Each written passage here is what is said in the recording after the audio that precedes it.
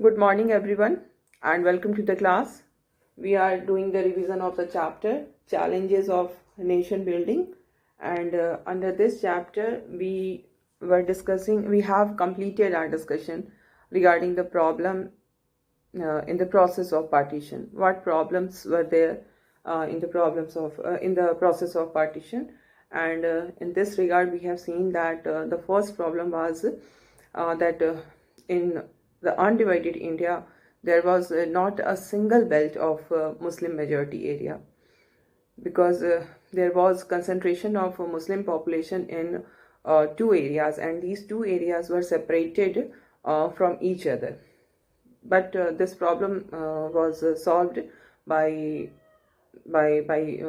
this method, that the Pakistan will be in two parts. One is the Western Pakistan, and the another is the Eastern Pakistan. Then the next problem arose. The problem was that not all the Muslim majority areas wanted to be in Pakistan. Like we have seen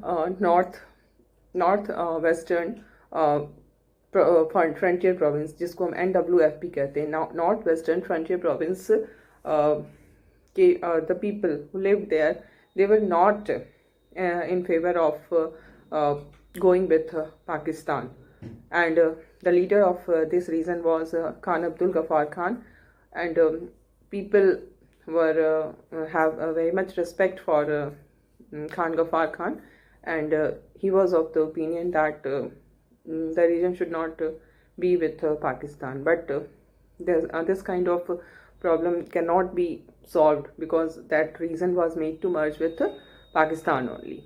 And then there was third problem. The third problem was that there were some provinces in the British India where we see that in some regions were Muslim majority regions, but in other regions non-Muslims were in majority. Such provinces were Bengal and Punjab. So the problem arose ki how to divide, how to manage this these two provinces, कैसे इन दो provinces को India और पाकिस्तान में किया जाए. तो फिर it was finally decided that these two provinces will be bifurcated. One part remained with India, and the other part went with Pakistan.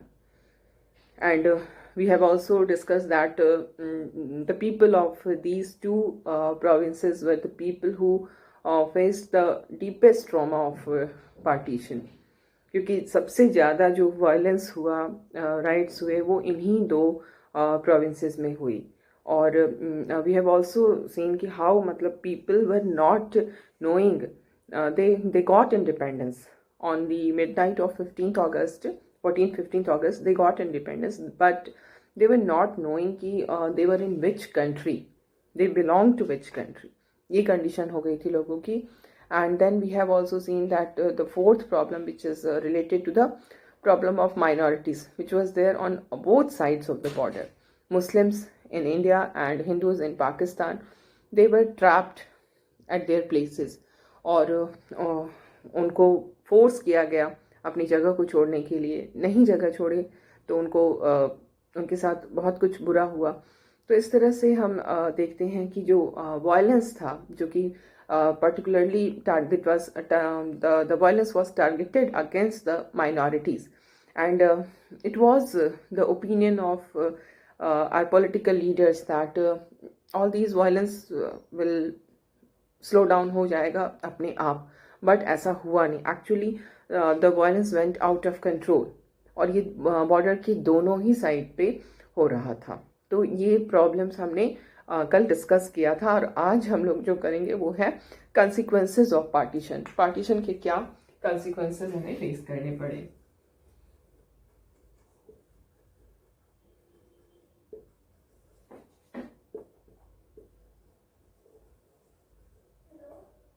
Okay, तो यहाँ पर हम क्या देखते हैं कि कंसिक्वेंसेस में जो फर्स्ट कंसिक्वेंस है वो प्रोसेस ऑफ जो प्रॉब्लम आ रही थी प्रोसेस ऑफ पार्टीशन में, उसी से रिलेटेड है, and that is the displacement. ठीक है, कंसिक्वेंस पार्टीशन हुई और पार्टीशन के कारण क्या हुआ, डिस्प्लेसमेंट ऑफ पॉपुलेशन हुआ। जो हिंदूज पाकिस्तान में थे वो पाकिस्तान से इंडिया आए, और जो मुस्लिम इंडिया में थे वो इंडिया से पाकिस्तान जा रहे थे। तो इस तरह से डिस्प्लेसमेंट ऑफ पॉपुलेशन हुआ with partition, and with this displacement there was killing and atrocities on both sides of the border, and whatever was happening, whatever violence and riots and atrocities were happening, these all were happening in the name of religion only. Some cities like Lahore, Kolkata, Amritsar, these cities actually they divided into communal zones. इसमें communal Jones बन गए।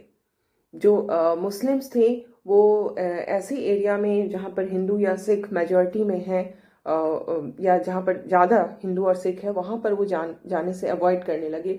And the same condition was with the Hindus and the Sikhs. They preferred to stay away from areas of Muslim predominance. तो एक तरह का जो इस तरह की चीज़ें जो थी वो बहुत लार्ज स्केल पे हो रहा था, और सब कुछ धर्म के नाम पर हो रहा था। सबसे बड़ी बात ये है। और जहाँ तक हमने जाना है कि धर्म हमें कभी भी नहीं सिखाता है कि हम किसी और को की जान लेकर या किसी के साथ वायलेंस करके हम अपने धर्म को ऊंचा कर सकते हैं, बट ये सब कुछ चीज़ें हो रही थी।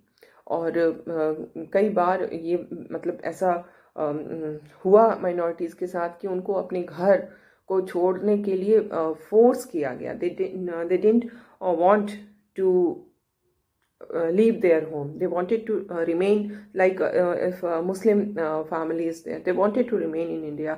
Some Hindu families are there who wanted to remain in Pakistan, but they were forced to abandon their homes. They were forced to move across borders. तो इस तरह से जो नहीं भी छोड़ना चाहते थे, डिस्प्लेसमेंट नहीं चाहते थे, उनको भी फोर्स किया गया। और बहुत ही बुरी तरह की जो सफरिंग थी वो लोगों को झेलनी पड़ी। और माइनॉरिटीज़ जो हैं वो दोनों ही तरफ टारगेट बने। और जब वो अपने घर को छोड़ के जा रहे हैं दूसरे जगह पे, तो ऑब्वियसली उनके पास कुछ भी नहीं होगा, है ना। वो क्या बन गए, वो रेफ्यूजी बन गए। और उनको कहाँ शेल्टर लेना पड़ा, रेफ्यूजी कैंप्स पे शेल्टर लेना पड़ा। रेफ्यूजी बने। जब हम अपने देश को छोड़ के किसी और कंट्री में जाते हैं तो वहाँ हम रेफ्यूजी कहलाते हैं। और तब उस कंट्री की जो गवर्नमेंट थी, जैसे इंडिया में आए जो हिंदूज, उनके लिए कैंप्स बनाए गए, रेफ्यूजी कैंप्स बनाए गए। और रेफ्यूजी कैंप्स में कोई भी ऐसा हम नहीं कह सकते हैं कि फैसिलिटीज़ अच्छी थी। काफ़ी प्रॉब्लम्स का उनको फेस करना पड़ता था। और इसमें हम ये भी देखते हैं कि उनके साथ जो कुछ भी चीज़ें हुई वो सही बिल्कुल भी नहीं थी। रास्ते में आने जाने में उनके साथ काफ़ी एट्रोसिटीज़ हुई, ठीक है। और साथ ही साथ हम ये भी देखते हैं कि खास करके जो वुमेन थी दोनों ही कम्युनिटीज़ की, उन वुमेन के साथ काफ़ी ज़्यादा एट्रोसिटी हुआ। जैसे उनको फोर्स किया गया अपने रिलीजन को कन्वर्ट करने के लिए, एब्डक्ट किया गया, फोर्सफुली मैरिज उनकी कराई गई ताकि वो उनके रिलीजन चेंज हो जाए। तो इस तरह से, और कई बार ऐसा भी होता था कि जो वुमेन होती थी उनको अपने ही जो फैमिली मेम्बर्स होते थे वो उनको उनकी जान ले लेते थे, उनको मार देते थे in order to preserve the family honour, कि हमारी फैमिली की जो ऑनर है, इज्जत है, उस पर किसी तरह की आँच ना आए। उसके लिए वो अपने घर की जो वुमेन थी उनको वो खुद ही मार डालते थे। तो इसमें जब भी इस तरह का कोई भी प्रॉब्लम आता है ना, चाहे वो नेचुरल कैलामिटी हो या जिस तरह का यहाँ पर हम देख रहे हैं जो डिस्प्लेसमेंट हो रहा है जो कि मैन मेड है, इट्स नॉट नेचुरल। तो जब भी इस तरह का कुछ भी मेजर प्रॉब्लम आती है तो उसमें जो सब लोग परेशान होते हैं, ऑल आर सफरिंग, बट इसमें जो भी सबसे ज़्यादा सफ़र करने वाला होता है वो जो वीकेस्ट सेक्शन होता है सोसाइटी का, वही सबसे ज़्यादा सफ़र करता है। और वुमेन जो कि वीकर सेक्शन में ही आती हैं वो इसमें सबसे ज़्यादा सफ़र की, और चिल्ड्रेन बच्चों का भी बहुत ज़्यादा अब्यूज़ हुआ, बच्चों के साथ भी काफ़ी इनजस्टिस हुआ। तो ये चीज़ें हमेशा होती हैं जब भी हम इस तरह के लार्ज स्केल पे जहाँ पर एट्रोसिटीज़ हो रही हैं, तो इस तरह की जो वीक सेक्शन ऑफ सोसाइटी हैं, they become the soft target. तो यही हुआ। एंड अब जैसे कि सबसे बड़ी चीज़ तो ये हुई कि उनको अपना घर छोड़ने के लिए फोर्स किया गया। अब वो घर छोड़ के बॉर्डर के दूसरे अपने जो उनका अपना कंट्री कहला रहा है, हिंदू हैं, वो पाकिस्तान छोड़ के हिंदुस्तान में आना चाह रहे हैं। तो वो रास्ता आना इतना आसान नहीं होता था। इसी तरह से जो मुस्लिम वहाँ से छोड़ करके पाकिस्तान जाना चाह रहे हैं, वो जो उनका सफ़र था, जो ट्रैवलिंग होती थी, वो बहुत ही पेनफुल थी। बहुत कुछ उसमें उनको सफ़र करना पड़ा। और जब वो अगर सक्सेसफुली वो अपने बॉर्डर क्रॉस करके आ गए सो कॉल्ड अपनी कंट्री जिसको कही जाएगी, तो फिर वहाँ पर उनको रेफ्यूज़ी कैंप्स में रहना पड़ता था। और ये जो रेफ्यूज़ी कैंप्स थे, जहाँ की हम जानते हैं कि फैसिलिटीज़ बहुत अच्छी नहीं थी, बस जिसको कहा जाए कि किसी तरह से लाइफ जो है वो उनकी बची रहती थी वहाँ पर। और ऐसी बात नहीं है कि रेफ्यूज़ी कैंप में कुछ दिनों या कुछ महीनों की बात है। कई बार तो रेफ्यूज़ी कैंप में सालों तक लोगों को रहना पड़ जाता था। तो इस तरह की जो प्रॉब्लम्स, जो माइनॉरिटीज़ को स्पेशली जो इंडिया में जो मुस्लिम थे उनको, और पाकिस्तान में जो हिंदू थे उनको, ये बहुत ही बुरी तरह से फेस करना पड़ा। और इसमें भी हम वही देखेंगे, जो पंजाब और बंगाल वाली जो रीजन थी उसमें ही सबसे ज़्यादा प्रॉब्लम्स आई। ठीक है, तो ये हमारा मेन कॉन्सिक्वेंस है। कॉन्सिक्वेंस में हम पहला तो यही हो गया कि डिस्प्लेसमेंट ऑफ पॉपुलेशन हुआ, और डिस्प्लेसमेंट ऑफ पॉपुलेशन के साथ किलिंग्स एंड अट्रोसिटीज़ हुई। माइनॉरिटीज़ के साथ काफ़ी एट्रोसिटी हुई, उनको अबंडन करना पड़ा अपना घर, फोर्सफुली अबंडन कराया गया। रास्ते में उनके साथ काफ़ी कुछ हुआ। और जब वो अपने कंट्री, सो कॉल्ड अपनी कंट्री, जब वो पहुंचते हैं तो वहाँ पर रेफ्यूज़ी कैंप में रहना पड़ता है। और ये रेफ्यूज़ी कैंप में जो उनका स्टे है वो कभी कभी सालों तक हो गया था। ये हमारा कॉन्सिक्वेंस हुआ। अब दूसरा और भी कॉन्सिक्वेंसेस हैं, और नेक्स्ट जो कॉन्सिक्वेंस हम वो देखेंगे वो ये है कि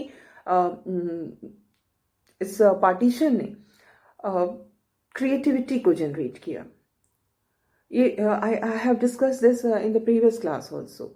जैसे हमने अमृता प्रीतम को के बारे में मैंने बताया, फिर वो फैज़ अहमद फैज़ थे, उनको हमने डिस्कस किया। तो ये ऐसे पोएट्स थे, ऐसे ही और भी बहुत सारे राइटर्स थे जिन्होंने अपने जो कुछ भी उन्होंने देखा, जो कुछ भी उन्होंने फील किया, उसको उन्होंने क्रिएटिवली एक्सप्रेस किया। जैसे अमृता प्रीतम की जो पोएम है वो है टुडे आई कॉल वारिस शाह। तो इसमें उन्होंने वारिस शाह को याद किया है, वारिस शाह को जगाया है कि अपने कब्र से तुम जगो और देखो क्या कंडीशन है आज इस वही पंजाब की। ये वारिस शाह कौन थे? वारिस शाह जो थे उन्होंने ही हीर रांझा, जो बहुत ही फेमस बुक है, उसको लिखने वाले, स्टोरी जो है उसको लिखने वाले वारिस शाह ही थे। और तब उनको ये अमृता प्रीतम जो है वो मतलब ये बताना चाह रही हैं कि आपने तो एक लड़की हीर की ट्रॉमा को आपने इतना डिपिक्ट किया था, आज कितनी ही जो गर्ल्स हैं, वुमेन हैं, उनके साथ क्या कुछ नहीं हो रहा है। और किस तरह से जो नदी है, जो रिवर है, जो 5 नदियों से मिलकर पंजाब बना है, जो कि इंडस की ट्रिब्यूटरीज हैं, रावी, सतलज, झेलम, व्यास एंड चिनाब। तो इन नदियों से मिलकर जहाँ पर 5 नदियाँ हैं, वही एरिया जो है वो पंजाब है। तो वही वो कह रही हैं कि जो रिवर है उसमें जैसे किसी ने पॉइजन मिक्स कर दिया है, और ये जो डेडली वाटर है वो हमारे लैंड को, उसी डेडली वाटर से लैंड में इरिगेशन हो रही है, और जिसके कारण क्या हो रहा है कि हर तरफ सिर्फ और सिर्फ हमें destruction and death and destruction ही नज़र आ रहे हैं। तो ये जो क्रिएटिविटी हम देख रहे हैं लोगों में, जो उस तरह की पोएट्स हैं, ऑथर्स हैं, उनकी ये क्रिएटिविटी निकल कर सामने आती है। इसी तरह से फैज़ अहमद फैज़ जो हैं, उनकी भी बहुत ही काफ़ी मतलब ही इज़ अभी भी उनको याद किया जाता है। रिसेंटली तो फैज़ अहमद फैज़ काफ़ी कंट्रोवर्सी में भी आ गए थे। तो वो he never accepted this Pakistani regime, and he was imprisoned also. Though he belonged to Pakistan, he was originally belonged to Pakistan, still he was never supported this Pakistani regime. And उनके जो poems होते थे वो इसी तरह के revolutionary poems होते थे, जिसमें कि वो ऐसे अपने फीलिंग्स को एक्सप्रेस करते थे। जैसे द डॉन ऑफ फ्रीडम उनकी एक बहुत ही इम्पोर्टेंट कविता है ना, जिसमें कि जैसे वो एक डॉन जिस डॉन का इंतजार कर रहे थे, ये वो डॉन नहीं है। जिस डॉन क्या होता है, व्हाट इज डॉन?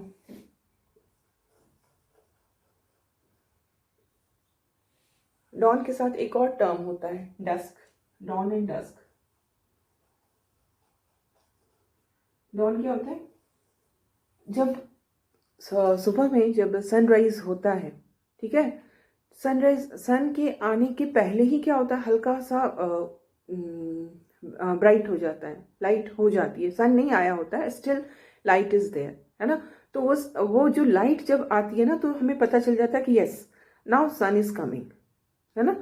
उस टाइम को ही हम डॉन कहते हैं, जब सूर्योदय नहीं हुआ है, sun has not risen but light is there. अब पता चल गया कि अब सूर्य उदय होने वाला है, that is dawn. And dusk क्या होता है? डस्क भी उसी तरह से होता है, जब शाम में सनसेट हो जाता है, उसके बाद भी क्या देखते हैं, लाइट रहती है। ऐसा नहीं होता है कि जैसे ही सनसेट हुआ बिल्कुल अंधेरा हो गया, ऐसा तो नहीं होता है ना। तो सनसेट होने के बाद भी थोड़ी सी लाइट रहती है। तो वो जो पीरियड होता है जिसमें सनसेट हो गया होता है बट अंधेरा नहीं होता, उसको हम डस्क कहते हैं, शाम वाले को, और मॉर्निंग वाले को हम डॉन कहते हैं, है ना। तो इसमें ये जो इनकी पोएम है द डॉन ऑफ फ्रीडम, उसमें वो यही कह रहे हैं कि ये जो आज़ादी हमें मिली पार्टीशन के साथ, उस डॉन का हमें इंतज़ार नहीं था। We were waiting for the dawn. Dawn एक नई सुबह। डॉन का मतलब क्या होता है? We are waiting for a new dawn. एक नई सुबह की हम इंतज़ार कर रहे हैं, एक सुबह जहाँ पर हम ब्रिटिश स्लेवरी से हम फ्री हो जाएंगे। बट जिस डॉन का हम इंतज़ार कर रहे थे, ये वो डॉन नहीं है ना। क्योंकि इसमें तो हमें आज़ादी तो मिली, बट आज़ादी के साथ पार्टीशन, और पार्टीशन के साथ ये जो किलिंग्स एंड एट्रोसिटीज़ हो रही है। तो ये भी एक बहुत इम्पॉर्टेंट कॉन्सिक्वेंस था इसमें। तो ये दो सिर्फ मतलब ऐसी नहीं है, uncountable number of creative expressions हम देख सकते हैं बिकॉज ऑफ दिस पार्टीशन। और ये सिर्फ ऐसा नहीं कि उसी समय ये इस तरह के क्रिएटिव एक्सप्रेशन हुए, आज तक, even today, even after 70 years of that, more than 70 years of that partition, still we see so many movies are made on this theme, so many serials on television is made on this theme, stories लिखे जाते हैं, novels लिखे जाते हैं। आज भी वो जो चीज़ें हुई, वो आज भी बहुत लोगों के दिल और दिमाग में जिंदा हैं। और आज भी वो एक्सप्रेशन, वो क्रिएटिविटी जो है उनकी, वो आज भी एक्सप्रेस हो रही है ना। तो ये एक कॉन्सिक्वेंस है कि किस तरह से डिफरेंट राइटर्स, पोएट्स और फिल्म मेकर्स दोनों ही जगह, इंडिया में भी और पाकिस्तान में भी, लोगों के सफरिंग को, लोगों के जो कुछ भी उन्हें झेलना पड़ा, उन सबको कितनी खूबसूरती से दिखाया है।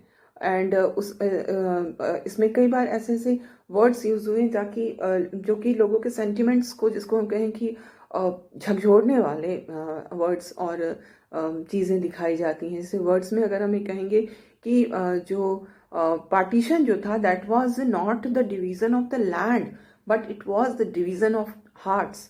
इसने दिलों के वो किए, पार्टीशन किया।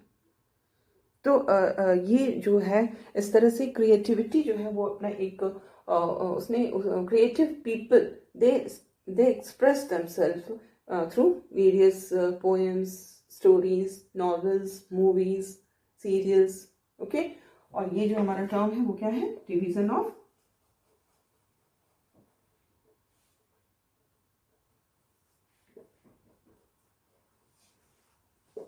हार्ट्स, दिलों के डिवीजन हुए। ठीक है, तो ये हमारा एक और कॉन्सिक्वेंस है। अब इसके बाद जो नेक्स्ट कॉन्सिक्वेंस हम देखेंगे वो ये देखते हैं कि जो पार्टीशन था वो सिर्फ एक पॉलिटिकल डिवीजन नहीं था कि जो लैंड का डिवीजन हो गया इंडिया और पाकिस्तान के बीच में, बल्कि इसमें क्या हम देखते हैं कि एडमिनिस्ट्रेटिव अपरेटस का भी डिवीजन था, ये लाइबिलिटीज और असेट्स का भी डिवीजन था। अगर हम देखें तो फाइनेंशियल असेट्स जो थे अनडिवाइडेड इंडिया का, वो फाइनेंशियल असेट्स भी डिवाइड होते हैं। कई सारी चीज़ें जैसे टेबल है, चेयर है, typewriters, paper clips, books, musical instruments, ये जो पुलिस के म्यूजिकल इंस्ट्रूमेंट्स हुआ करते थे वो सारे डिवाइड हुए दोनों कंट्रीज के बीच में। यहाँ तक कि जो गवर्नमेंट के एम्प्लॉयज थे, रेलवेज के एम्प्लॉयज थे, उनका भी डिवीजन हुआ। Government employees, railway employees, they were also divided. तो इस तरह से ये जो डिवीज़न था वो सिर्फ पॉलिटिकल नहीं था, बल्कि एडमिनिस्ट्रेटिव अपरेटस का भी डिवीज़न हुआ, असेट्स का डिवीज़न हुआ, लाइबिलिटीज़ का भी डिवीज़न हुआ। तो ये consequences, one of the consequence ये भी है। और इसमें एक बहुत ही इम्पॉर्टेंट डेटा है जो कि that must be there in your answer कि ये जो पार्टीशन हुआ उसके कारण हम क्या देखते हैं कि 80 लाख पीपल जो है वो माइग्रेट किए थे। माइग्रेशन जो हुआ from India to Pakistan, from Pakistan to India, ये जो माइग्रेशन हो रहा है पॉपुलेशन का, ये 80 लाख पॉपुलेशन माइग्रेट हुई। और जो लोग मरे, जिनकी जाने गई इस डिस्प्लेसमेंट से रिलेटेड, जो राइट्स हुए, जो किलिंग्स हुए, उसमें जो जान गई लोगों की, वो करीब करीब 5 से 10 लाख लोग जो थे वो मरे, उनकी जान गई। People 5 to 10 lakh people were killed. But यहाँ पर वी मस्ट रिमेंबर कि this is only an official data. Unofficially क्या कितने नंबर ऑफ पीपल की डेथ हुई होगी, ये बहुत ज़्यादा हो सकता है, बट जो ऑफिशियली हमें अवेलेबल है हमें उस पर ही, उसको ही यूज़ करना है इन द आंसर शीट, है ना। तो जो आपकी बुक में दिया है वही है, 5 to 10 lakh people were killed and 80 lakh people were migrated from both the places. Okay, अब इसके बाद एक और मेजर चीज़ आ रही है, बहुत ही इम्पॉर्टेंट है। वो क्या है कि जो ये डिवीज़न हो रहा है, हुआ इंडिया और पाकिस्तान का, this division was on the lines of religion, है ना। रिलीजन के बेसिस पे हुआ कि जो हमारी मुस्लिम लीग थी उसका, उनका ये कहना था कि नहीं, दो रिलीजन के लोग एक साथ नहीं रह सकते। इंडिया में 2 रिलीजन के लोग हैं, अनडिवाइडेड इंडिया जो थी उसमें 2 रिलीजन के लोग हैं, हिंदू और मुसलमान, and these 2 people can not live together. ठीक है, और इसीलिए मुस्लिम लीग ने 2 नेशन का कॉन्सेप्ट दिया कि 2 अलग रिलीजन के लिए 2 नेशन होना चाहिए। हिंदुओं के लिए हिंदुस्तान होगा और मुस्लिमों के लिए पाकिस्तान होगा। ठीक है, अब ये 2 नेशन थ्योरी जो थी वो मुस्लिम लीग ने प्रपोज किया था, और उसी के बेसिस पे डिवीज़न हुआ भी, पार्टीशन हुआ भी रिलीजियस बेसिस पे ही। बट एक्चुअली क्या हुआ, पहली बात तो हम ये देखते हैं कि जो हमारे कांग्रेस के लीडर्स थी, they were not in support of this partition. वो उस पार्टीशन के सपोर्ट में नहीं थे। ठीक है, उनको पार्टीशन नहीं चाहिए था, लेकिन फिर भी पार्टीशन हो गया। अब जब पार्टीशन हो गया, रिलीजियस बेसिस पे ही पार्टीशन हो रहा है, रिलीजियस लाइन पे ही पार्टीशन हो रहा है, लेकिन उसके बावजूद भी क्या ये हो गया कि सारे के सारे मुस्लिम जो इंडिया में थे वो पाकिस्तान चले गए, और सारे के सारे हिंदू जो पाकिस्तान बना, उस पाकिस्तान में जो थे वो सारे के सारे इंडिया आ गए? क्या ये हो पाया? ये नहीं हुआ। अगर हम 1951 के सेंसस को देखते हैं तो 1951, जब तक कि डिस्प्लेसमेंट जो है वो कंप्लीट हो चुका था, है ना, लोगों का आना जाना, migration, everything was complete till 1951। तो 1951 में क्या हम देखते हैं, 12% पॉपुलेशन उस समय जो थी इंडिया की टोटल पॉपुलेशन में 12% पॉपुलेशन वॉज मुस्लिम पॉपुलेशन। अब क्या, रिलीजन के बेसिस पे तो पार्टीशन किया गया, but still 12% of the population is Muslim. तो अब क्या इस अब कैसे आगे बढ़ा जाए, है ना? क्योंकि एक तो ऐसे ही जो कॉन्फ्लिक्ट था कम्युनिटीज के बीच की, जो कॉन्फ्लिक्ट थी वो एकदम बढ़ चुकी थी। अब इसमें देखा जा रहा है क्या हो रहा है कि एक तरफ तो भाई मुस्लिम धर्म के आधार पर ही पाकिस्तान बना, स्टिल इंडिया में 12% पॉपुलेशन मुस्लिम है। तो अब जो है वो एक बहुत ही अजीबोगरीब कंडीशन हम कह सकते हैं क्रिएट हुई before the leaders of the country. अब बहुत सारे ऐसे हिंदू ऑर्गेनाइजेशंस थे ऐसे जिनका ये मानना था कि इंडिया को हिंदू नेशन बना देना चाहिए। हिंदू नेशन कहने का मतलब एक कंट्री जो कि रिलीजियस कंट्री होती है, जिसका कि एक धर्म होता है और उस धर्म को जो मानने वाले लोग होते हैं उनको प्रायोरिटी दी जाती है। इस तरह की कंट्री को हम रिलीजियस कंट्री कहते हैं। तो जो हिंदू ऑर्गेनाइजेशंस कई सारे थे उनका ये मानना था कि इंडिया को एक हिंदू नेशन बना दिया जाए, ठीक है। लेकिन जो हमारे प्रोमिनेंट लीडर्स थे नेशनल मूवमेंट के और जो कि कॉन्स्टिट्यूएंट असेंबली में भी बहुत ही प्रोमिनेंट रोल प्ले कर रहे थे, उनका ये बिल्कुल भी वो इस बात से उनका ये विचार बिल्कुल भी नहीं था। They were not supporting this idea कि India should become a Hindu state. क्योंकि इंडिया में अगर आज भी 12% पॉपुलेशन थी, आज भी कहने का मतलब अगर 1951 में जो हम देख रहे हैं कि 12% पॉपुलेशन जो थी वो मुसलमान थी, तो इसका मतलब ये है कि अगर हम उसको एक हिंदू स्टेट बना दिया जाता इंडिया को, तो फिर इस 12% पॉपुलेशन के साथ बहुत कुछ गलत हो सकता था। और सिर्फ हिंदू ही नहीं, ना मुस्लिम ही नहीं, और भी other minorities were also there. ऐसा तो नहीं कि सिर्फ हिंदू और मुस्लिम दो ही कम्युनिटी थी इंडिया में, उसके अलावे भी अदर कम्युनिटीज भी थी। तो अब ये बिल्कुल भी हमारे जो कॉन्स्टिट्यूशन मेकर्स थे उन्होंने ये इस बात को बिल्कुल समझ लिया और इसी को फॉलो किया गया कि हम रिलीजियस कंट्री नहीं बनाएंगे इंडिया को। हम एक ऐसी कंट्री इंडिया को बनाएंगे जिसमें कि हर धर्म, हर रिलीजन को इक्वल स्टेटस होगी, हर रिलीजन को समान राइट्स, इक्वल राइट्स मिले हुए होंगे, इक्वल स्टेटस होगी और कोई भी किसी को भी इंफीरियर और सुपीरियर नहीं माना जाएगा, बल्कि सब समान होंगे। स्टेट का कोई भी रिलीजन नहीं होगा, स्टेट का रिलीजन नहीं होगा और रिलीजन किसी भी तरह से स्टेट के वर्किंग में इंटरफेयर नहीं करेगी, ठीक है। तो और सिटीजनशिप के लिए जो हमारी कंट्री के सिटीजनशिप की जो क्राइटेरिया फिक्स की गई, उसमें रिलीजन को बिल्कुल भी जगह नहीं दी गई कि रिलीजन से कोई मतलब ही नहीं है सिटीजनशिप के क्राइटेरिया के लिए। तो इस तरह से हमारे जो कॉन्स्टिट्यूशन मेकर्स थे उन्होंने इंडिया को क्या बनाया, उन्होंने इंडिया को बनाया एक सेक्युलर कंट्री, है ना।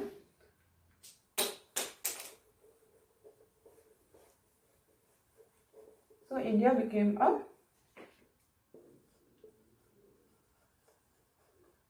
secular country।